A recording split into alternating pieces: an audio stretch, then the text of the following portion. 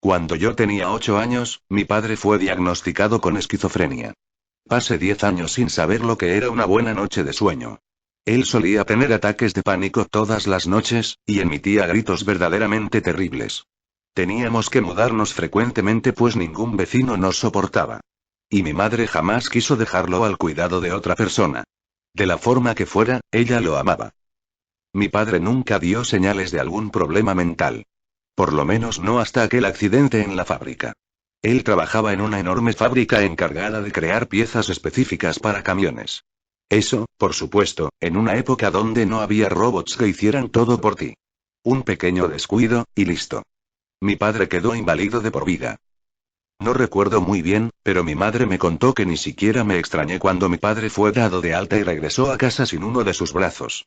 Nunca me lo explico bien, pero por algún motivo legal la empresa se rehusó a pagar cualquier tipo de indemnización. Fue así que mi padre acabó sin su brazo derecho, sin dinero y sin la capacidad de conseguir otro trabajo. Y claro que su mente no lo pudo soportar. Desde mis 3 y hasta los 6 años, lo vi muy pocas veces. Familiares y amigos iban a nuestra casa preguntando si había muerto debido a su repentina desaparición, y mi padre gritaba desde la habitación que sí. En cierta forma, él realmente estaba muerto. Un día antes de mi 7º cumpleaños recuerdo haber hecho una oración. Hoy, me considero ateo, pero aquellas palabras suplicantes dichas de rodillas al pie de la cama, aún están en mi mente. Como si una parte de todo eso que sucedió fuera mi culpa. Le pedí a Dios que contentara a mi padre, para que no siguiera tan triste. Fui a dormir, y cuando desperté, mi padre estaba en la cocina preparando un café, algo que no había hecho en los últimos 3 años. Con una sonrisa dibujada de forma tenebrosa en su rostro, él relataba un sueño que tuvo la noche anterior. Un hombre de apariencia extraña, solo lo observaba y reía. Y en una especie de contacto mental le había hecho una petición. Mi madre no entendía de lo que hablaba mi padre, pero se contentó con el hecho de que pudiera salir de la habitación aunque sea un día. Mi padre gritaba, sin darse cuenta que había levantado la voz, que no había sido un sueño y que dicho hombre le había enviado una carta. Nos enseñó la correspondencia que había llegado aquel día. Una de ellas tenía una nota que decía: pide un deseo y una foto en blanco y negro de un hombre con apariencia andrógina con los ojos cerrados. Entendía muy poco la conversación de los adultos mientras tomaba mi café de la mañana, pero ver a mi padre sonreír después de tanto tiempo fue el mejor regalo que pude recibir. Mi madre hizo un pastel, cantamos y comimos. No tenía muchos amigos, por lo que mis cumpleaños eran celebrados de una forma sencilla. Los años de horror de mi infancia comenzaron al día siguiente. Despertamos con un grito de mi padre. Me levanté de la cama asustado y corrí a la habitación de mis padres. Al llegar ahí, me encontré con mi madre sentada en la cama, con una mirada desencajada y mi padre de pie gritando. Dios mío, Dios mío. Mi brazo ha nacido de nuevo. Tengo 2 brazos otra vez. Apenas me mantuve de pie, intentaba entender lo que sucedía. Por más que él insistía en decir que su brazo había crecido de nuevo, cualquiera podía ver que él continuaba incapacitado. Corría por la casa tomando objetos imaginarios y gritándonos. ¿Ven eso? ¿Están viendo eso? Intentó conseguir un empleo, pero no pudo porque no tenía el brazo. Cuando contó y mostró a sus amigos, nadie era capaz de ver su brazo, pero él se afianzaba en su posición. De ser un hombre deprimido, él pasó a ser un sujeto agresivo con cualquiera que no creyera en su historia del brazo imaginario. Eso no resultó en ningún problema durante un buen tiempo, hasta que comenzó a decir que unas escamas le habían comenzado a nacer en el brazo.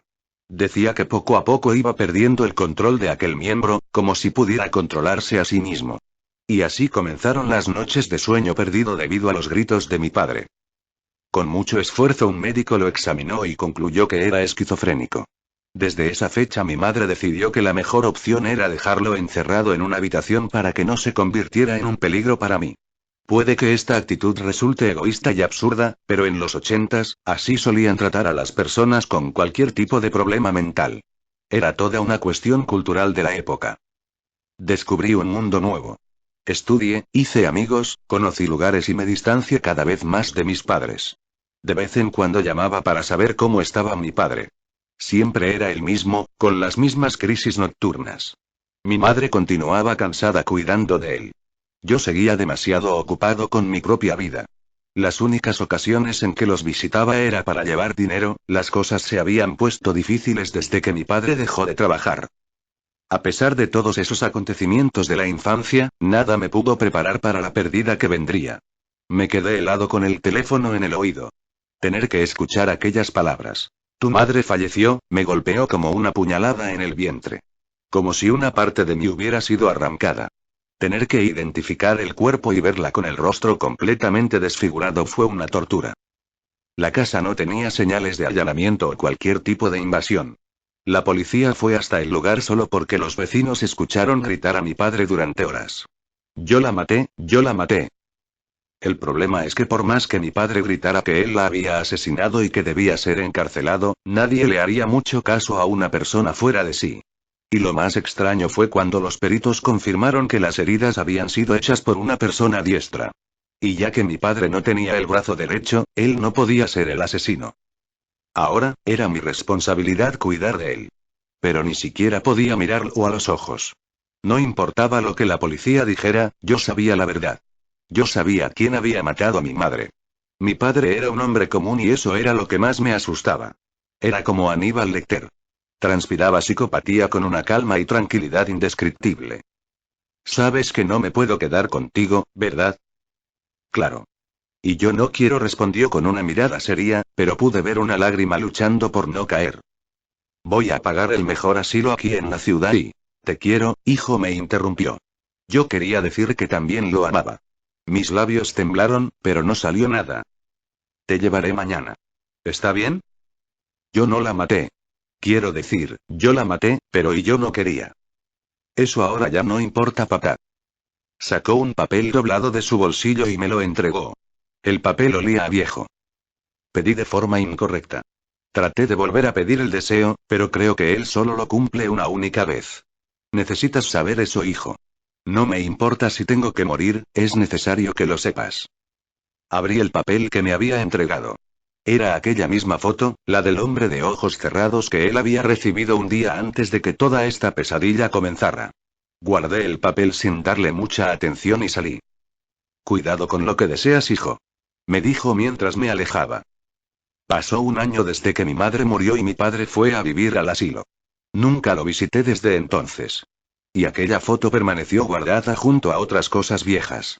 En mi aniversario de 27 años, el rostro de mi madre no salía de mis pensamientos. Recordé cómo solía prepararme un pastel de limón, mi favorito. Recordé cómo convertía en todo un ritual el cantarme las mañanitas a las 10:27, la hora exacta en que nací. Y cómo era la única que me entendía, y de cómo la dejé sola, con la responsabilidad de cuidar a un loco. Tomé la foto vieja del interior de una caja y la miré fijamente.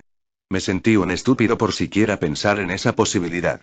Apenas le susurré. Quiero ver a mi madre de nuevo, y sentí como la foto quemaba en mis manos. Y aquel hombre abrió los ojos y sonrió. Dejando de lado el hecho de que la foto se había movido frente a mis ojos, aquella sonrisa era tenebrosa, casi burlancia. Te estarás preguntando si los deseos hechos a aquella imagen aterradora se realizan. Sí, se cumplen. Yo volví a ver a mi madre. Ahora, a donde quiera que voy, ella está conmigo, observándome. Con el rostro completamente desfigurado. Caminando con pasos torpes, casi convulsionando. Con las gotas de sangre fresca escurriendo por su tórax. Daría cualquier cosa para no volverla a ver.